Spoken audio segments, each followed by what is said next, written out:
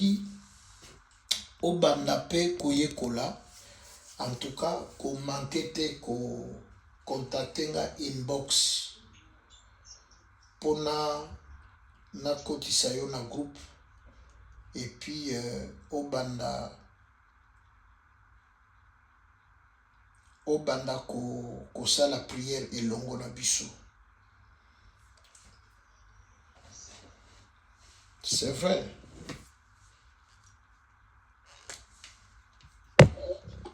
Siko yokinga?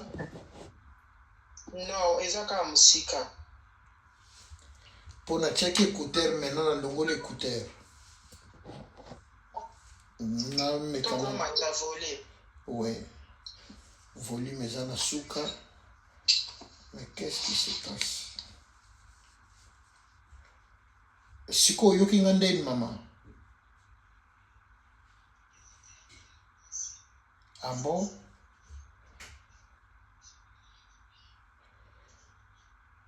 Ah, maman même quand on côté la volume et pas là s'il vous plaît.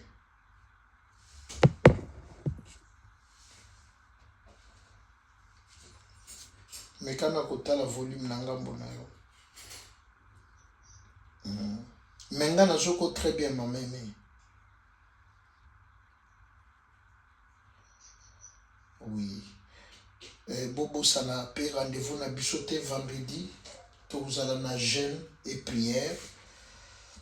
Na vendredi et tout prier efficacement. Nous allons parler bien aimé sur un thème et qu'on permettre tout bon de la makasi.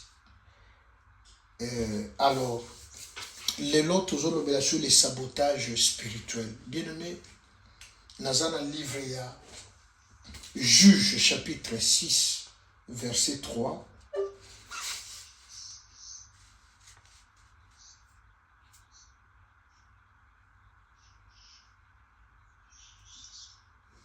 Verset 3.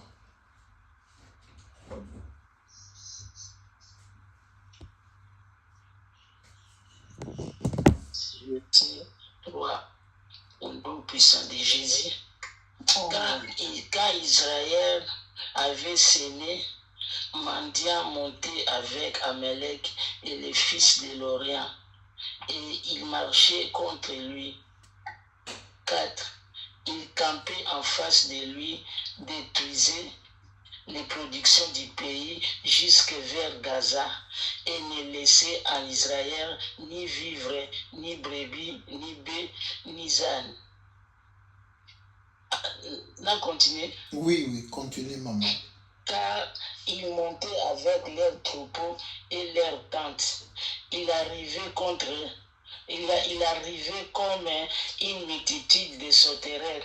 Ils étaient innombrables et leurs chameaux. Et ils venaient dans les pays pour les ravager. 6. Israël fut très malheureux à cause des Madians. Et les enfants d'Israël crièrent à l'Éternel. Merci maman. Amen. Amen. Bien-aimé, sabotage et ligi kolobani, sabotage ezali, action volontaire et souvent cachée de détruire du matériel, de bloquer des installations ou de gâcher un travail pour faire échouer un projet, une entreprise ou un adversaire. Donc, sabotage elingi koloba, saccager, massacrer, torpiller ou détruire. Bien aimé, Jean chapitre 10, verset 10, Bible dit, les voleurs ne viennent que pour détruire, dérober et égorger. Donc, c'est-à-dire, sabotage elingi koloba ke azana posa eloko wana te. Ou bien azwa yango akenda yango, mais problème na yo objectif na ke a détruire yango, a bebisa, c'est-à-dire a causer les pertes.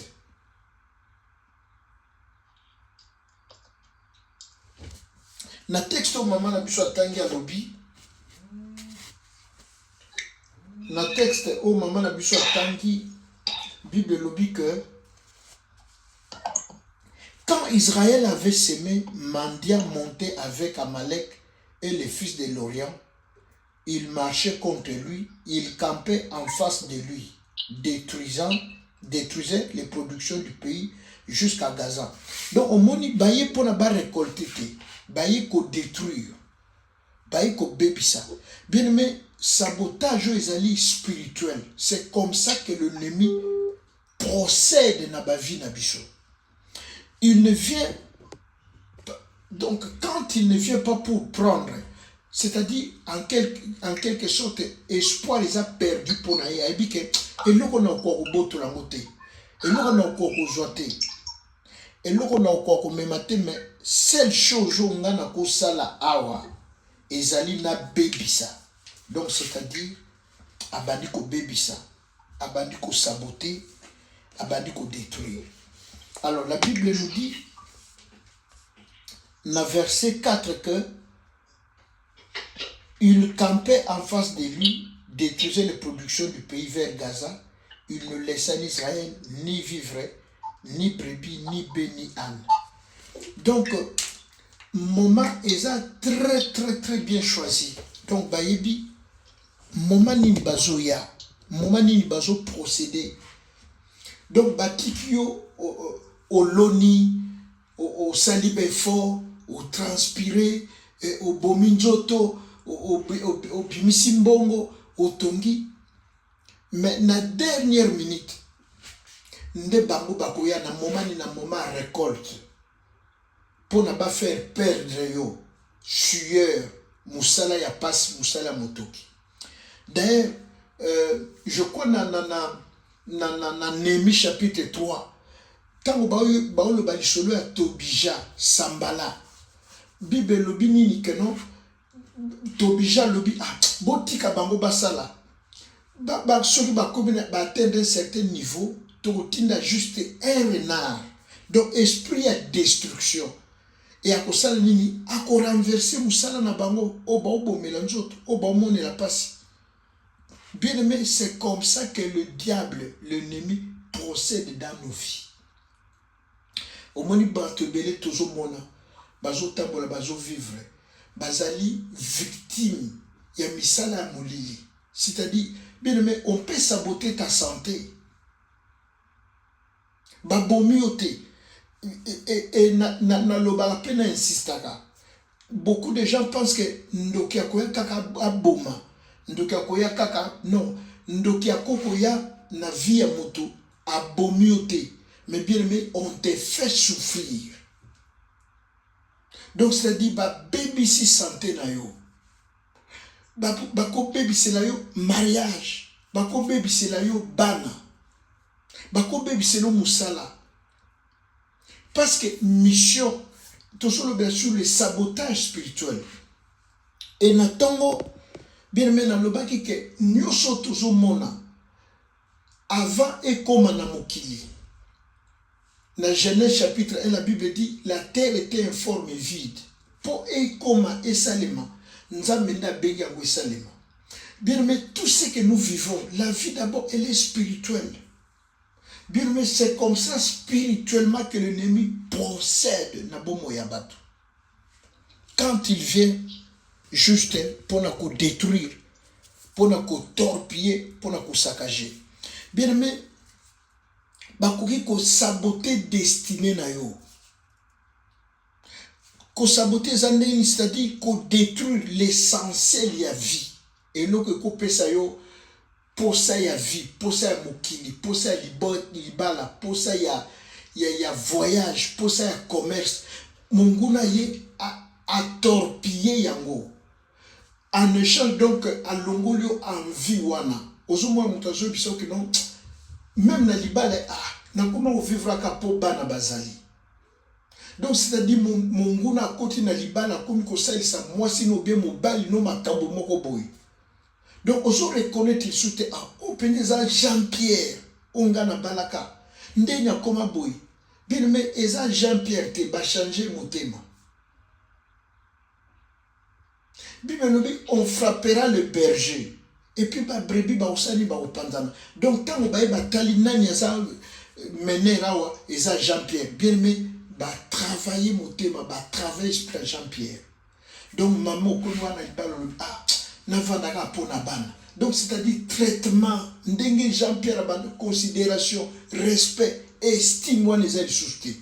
Donc pour ça libala et sili. Ce n'est pas que Jean-Pierre qui fait que Makambo est le mabongo. Non, il y a un esprit, il y a sabotage, il y a destruction.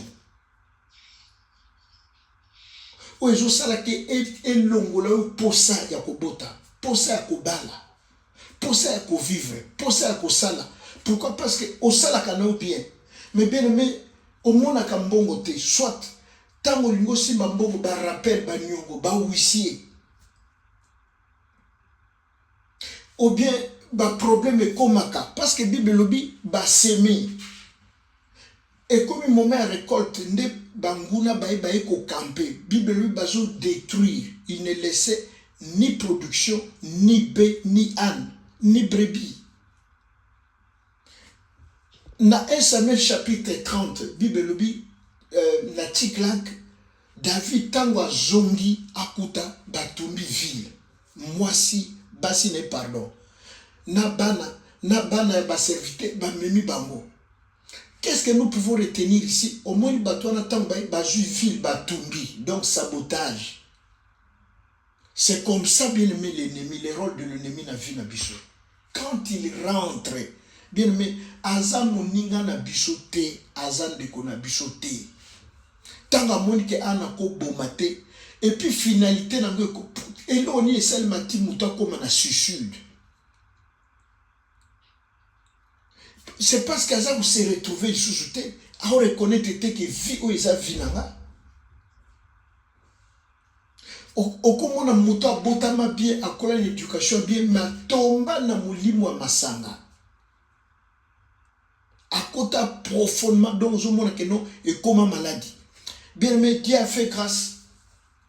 Ndeko moko azali qui délivrer ayebisi nga lui papa. Donc ngana alobi na kome ko bomba masanga wapi na toilette babenga nguni na kati ya toilette chasse d'eau. Alobi tellement soki na koti na masanga na ndako mwasi na nga yebaki ke na koti na masanga. Donc abomba kalisusu na frigo te na chambre te. Tala mayele ya mabe oyo satana koko latisa moto pa komisa moto ka solar. Moto akomi ko bomba masanga wapi na chasse d'eau na kati ya toilette pona bozwa idée te ya okende koluka bomonango. Ayebsinga lobi papa et comme un jour que na koti na keko somba masanga mbongo ezate et tango na koti na magasin client oya mesani côté kelanga masanga alobi nazo compter ba pièce ya rouge ba pièce wana rouge alobi ta no compter ba pièce ya rouge alobi tata oyo atalinga alobi pa yebaki nga nazaki mobali ya lolendo mobali ya fier na kotaka na costume cravate solo parfait ma moninga pena na tongo na komi kosomba masanga mapoko ezolenga nazo tanga ba pièce rouge ba centime wana rouge alobi non alobi jour ngo tata na boya abina kotekelo masanga te alobi na silika alobi non alobi na yebi que tu vas te fâcher mais nga na yebela ki oboite et je ne peux pas permettre vie na yo ekomati na niveau wana nda epsinga alobi papa na bima na kanda mais après na komi ko réfléchir alobi ku toujours sur na langue na zoki na mutu makili zo bimanga abi na yebi kutu te place ni na zokaki bien même mon père a zolo babongo il faut botale un bel homme boza na idée alobi na zoka na comme na ndako makila donc place na zokeli kutu na habité pourquoi parce que azanga sa kuti vie et si les lengi et si les goûts et si les posa c'est ça le rôle de l'ennemi. La Bible dit Jean 10 il ne fait que pour détruire égorger et, pardon, et dérober. Alors, bien aimé, qu'est-ce que nous pouvons faire pour na tobimana ba situation tona makama oyo? La seule chose que nous pouvons faire, bien aimé, est la prière. Mais attention, mingi obaza na kati ya situation oyo balingaka vie ya prière te, bandimaka prière te. Parce que soki muto andimi prière, ezali ngongane ya délivrance ekoki. Mais l'ennemi fait en sorte que a maintenir muto na situation wana. Ayeba importance à prière te, ayeba importance église te, église te. Bangonde omona ba critique ba pasteur, bamona ka mabonza, offrande, ba pasteur balingaka basi abatuba. Donc pourquoi? Parce que azana posa kokende ko prier te. C'est ça le rôle de l'ennemi. Ba aveugler longtemps que possible pour nous maintenir une instabilité. Alors bien aimé, la Bible dit à cause de la situation oyo Israël a passé un moment difficile. Pourquoi? Parce que babomi njoto, bache mbongo, bache énergie, pona mkona ebima, pona bibwele ebota. Mais na moment ya récolte, bazo profiter na ngote parce qu'il y a un ennemi. Ou l'équipe bango na makasi, ou l'équipe bango na force. Oyo ayaka uniquement pour ko bebisa, pour ko saccager, pour ko ravager, pour ko détruire. Bien-aimé, vous savez, nazolobela sur les sabotages. Il y a deux sortes de sabotage. Premier sabotage, ezali auto-sabotage. Oyo moto azako détruire propre vie na ye. Lero tozo lela, tozo ta examen ya miso, toza perdu. Ezali choix o tosala ki hier, ou bien décision tozwaki hier, na 14 ans, na 15 ans, na 20 ans, na 30 ans. Ndeza résultat ya makambo biso to vivre lelo. Donc bien aimé, eloko liboso na auto-sabotage ezali nini? Ezosala ke moto a se faire piéger yemoko, ezali ba choix o biso to salaka. Première des choses, ezali choix. Donc diable a bébi sa vie à moto, mais yopé okoko bébi sa vie na yo par rapport à ba choix o yozo sala. Na Bible lobi na Apocalypse na Ecclésiaste balobi, mieux vaut la fin d'une chose que son commencement. Donc commencement bandaka toujours bien, mais ce qu'on soukande ko déterminer commencement na yo. Bien mais faites attention à ba choix. Bande ko bo surveiller ba micro na bino, vraiment ba retour et choses zongelanga makelele makasi na ligne liboso. Bien aimé, attention na choix. Choix auto salaka. Et koko piéger vie na biso. Et koko mema destruction. Et koko ko influencer négativement destiné na yo. Okomi ko lela. Okomi ko se lamenter. Nini ezo sale maboye. Na vie nanga. Et pourtant ezali choix oyo salaka. Nde sali ke okoma na bipai okomi wana. Deuxièmement, bien aimé, ezali ba mauvaise décision oyo tozwaka. Obandeko ba ivoirien balobi, si tu prends la route de je m'en fous, tu vas te retrouver sur les chemins si je le savais. Bien aimé, ba décision tozwaka. Yangwana à chaque fois on me disait, avant de parler, il faut tourner ta langue 7 fois.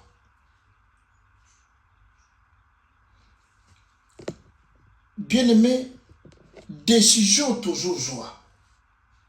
L'élo, et koko boutiquer et koko piéger avenir na biso lobi et koko hypothéquer et koko bébisser la biso avenir lobi.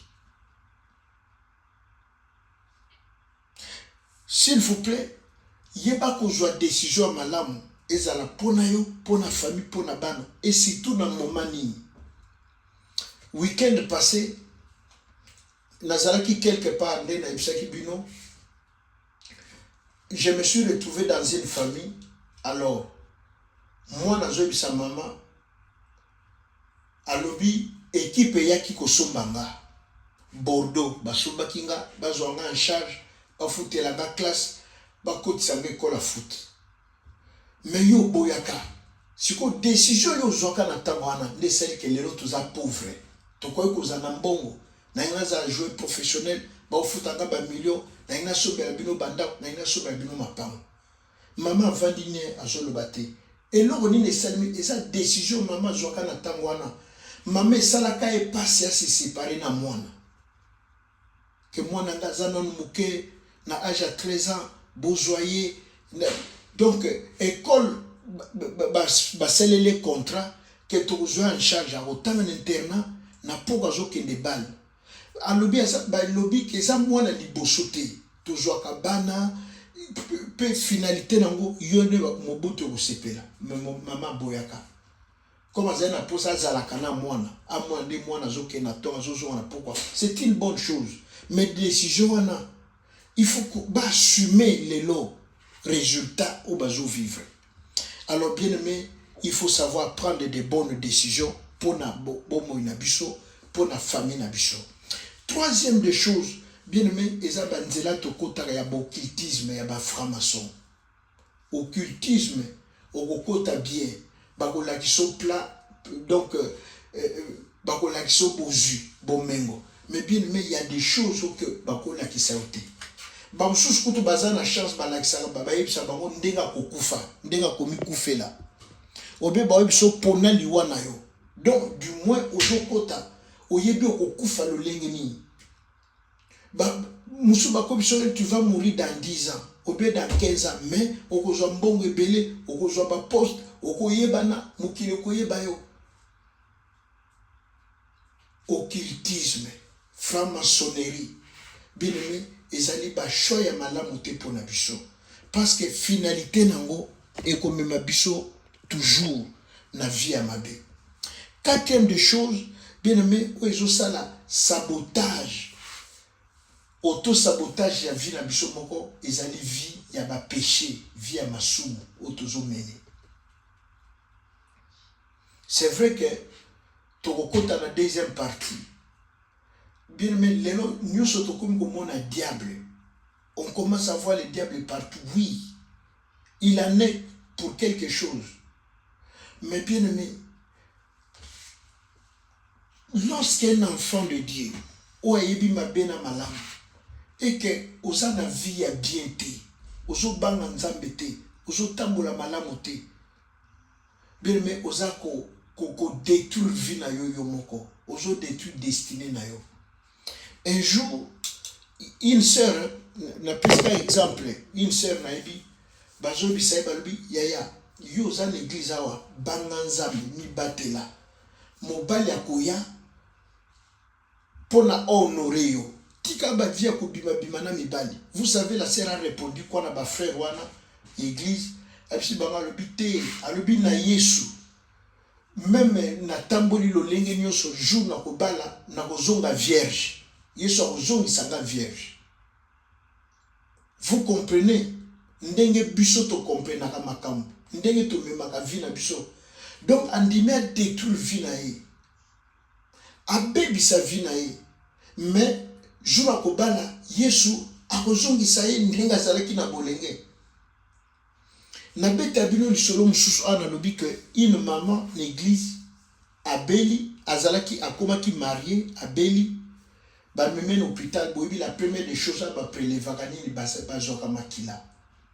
Quand on arrive à l'hôpital bazoye makila boye ba moni kazana sida. Et en même temps ba yebi kaza femme mariée. Qu'est-ce qu'ils ont fait? Ba bengisi mobali basala peu examen. Bien aimé, lorsque l'homme arrive, na mwana na bango liboso ya mobali, basala test, pardon, mobali ana sida te, mwana pe ana sida te. Vous comprenez? Mais cette maman était dans l'église. Azali na protocole, yenda simba mbongo, mais aju yango na ndenge nini, aju sida comment? Mais tant batuni, yé pa pesi ba argument na ye, ndenga kwa ekoloba. Bien aimé, tribunal les athées. Mais ce qui est vrai, Dieu a tranché. Maman ou atikala ki na maladie et papa ou azali na maladie, Dieu l'a épargné. Alors ba médecin ba décider mbala moko ba ju ba préservatif ba pesi mobali ba lobi banda lelo o banda ko vivre na condition oyo. Et ce qui fait que ti lelo kaka mwana na ndenge ba botana pe esuka wana. Mais cette maman, ce qui a tamboula bien, elle pouvait qu'on jure na vie na ya mariage, qu'on bota bana, qu'on sepela na couple na foyer na ye. Mais loko nini empêché, azal heureuse, azal bien, ils allaient tamboler. Bien aimé, to banga nzambe s'il vous plaît.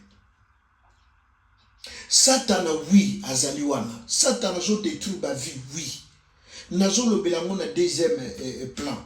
Mais biso moko pe toujours ba précaution. To ba ko banga nzambe. Bien aimé, lelo mokile koma tozana taya grâce. To mela, to langwa, to bima, to sala nyos to lingi. Grâce qui est linkoloba bongo te. Grâce est linkoloba te que to marcher. Na kozanga ko banga nzambe. Na kozanga ko respecter ba norme. Liloba ya nzambe. Parce que nous sommes au temps de la grâce, c'est une erreur grave. Ils ont même abattu. Baza ko détruire ba vie na bango. Bazo gaspiller ba chance na bango. Ya makambo ebele na vie. Imaginez mobile moka linga bala yo, amona kayo opimaka. Ce qui n'a commis de mibali nanana, o bayaka ko joyo batika kayo. Bien mais tu peux manquer ton mariage.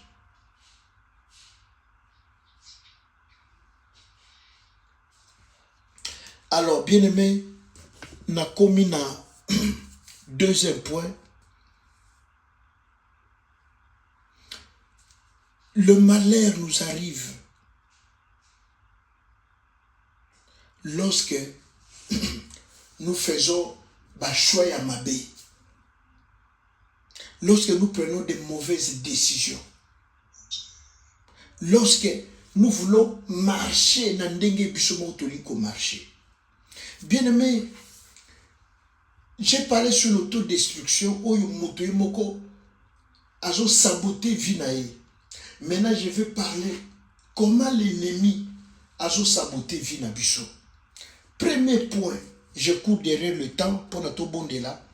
Pour na oyeba ke awa ennemi a vandelio, a siégé yo, a saboté destruction, a détruit vie na yo. Premier point bien aimé, ezali esprit à recommencement. Bible lobini que tango baloni. Et c'était bien. Mais tant que comme dans le moment récolte, les ennemis venaient pour détruire. Production, bangombe, babomi, détruire.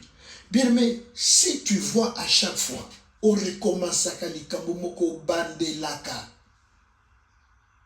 Yeba ke ya avant de liozawana, il y a le diable.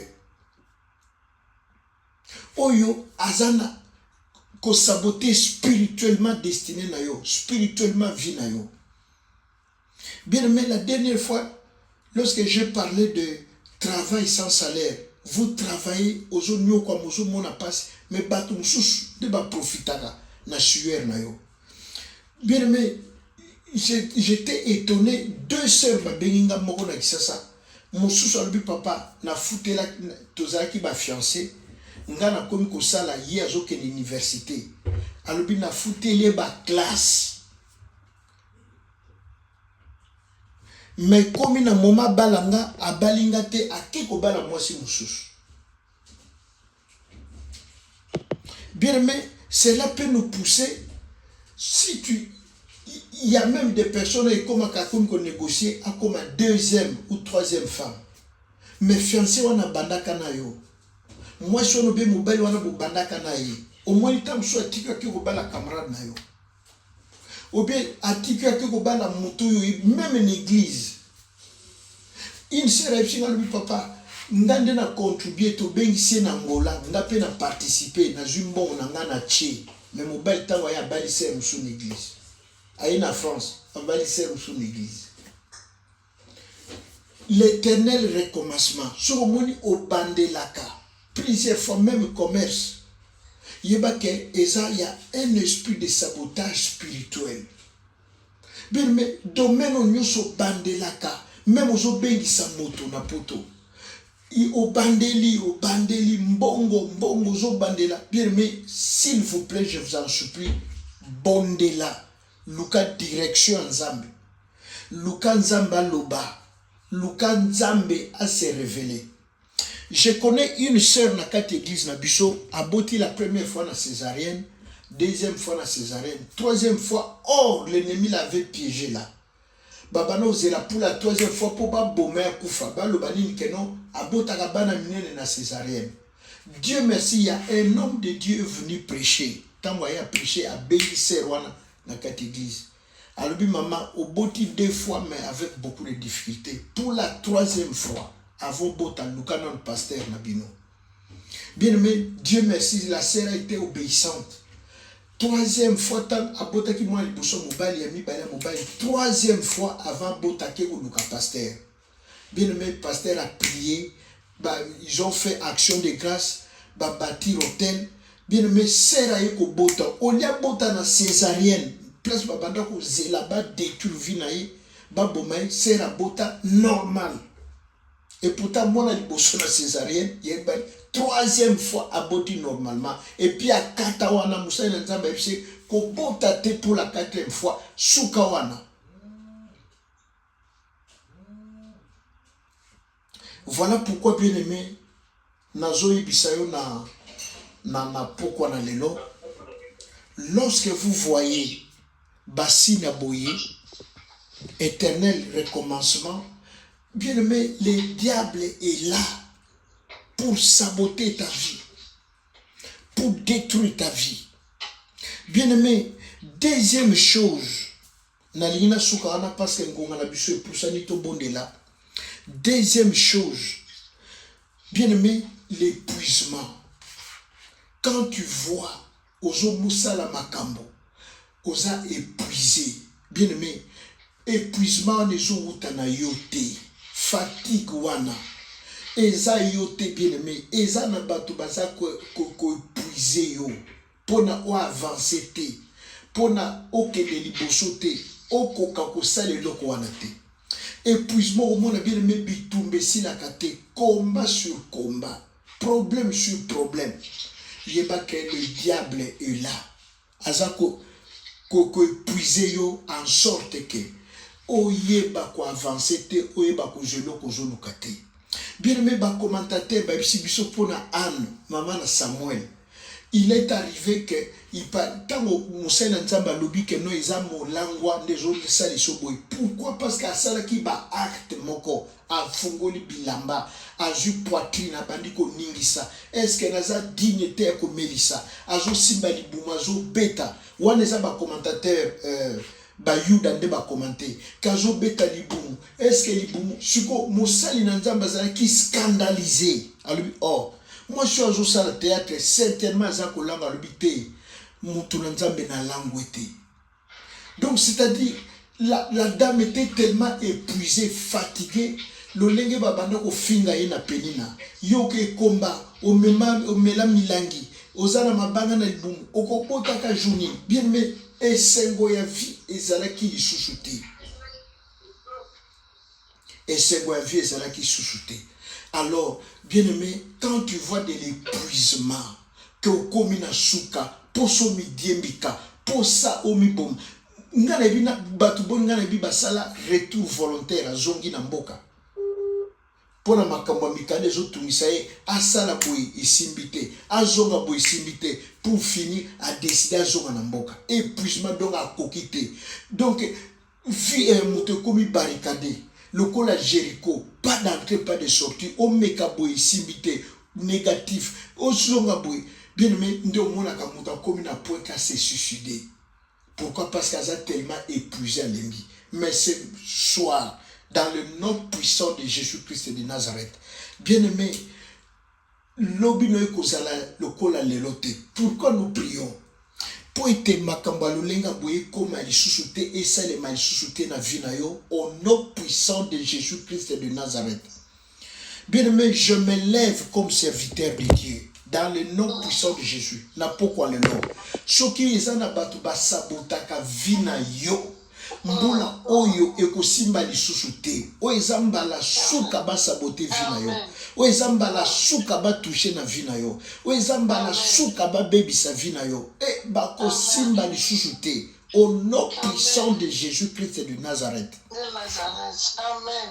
Bien aimé, ceux qui ont constaté biloko na famille na yo, bien aimé, qu'on manquait te, qu'on bâtir hôtel. Pour la vie, pour la santé, ceux qui nous tout le temps opération, nous tout le temps hôpital, ozo salama kambezo marché, ozo bien aimé, salama action de grâce, médier à l'épreuve, élever ba hôtel, bien aimé, cette année-ci, cette fois-ci, pourquoi nous avons zolobelanga, pour na yo échouer les sous-soutés, pour na yo recommencer les sous-soutés. N'échec na makambo mabe na kokufela na kobungisa au nom puissant de Jésus-Christ de Nazareth. Je me lève comme serviteur de Dieu. Naza ko arrêter esprit wana. Nazo koisa yango, nazo telemela yango. Eko sala lisusu te, eko simba te na vie pe na ndako na yo. Nazo koisa ba lois établis. Nazo koisa ba hôtel ba eleva. Pour réclamer yo makambo à partir de l'élo et que ça la sous-souté au nom puissant de Jésus-Christ de Nazareth. Bien aimé, to tomboli mingongo to so kende ko koisa esprit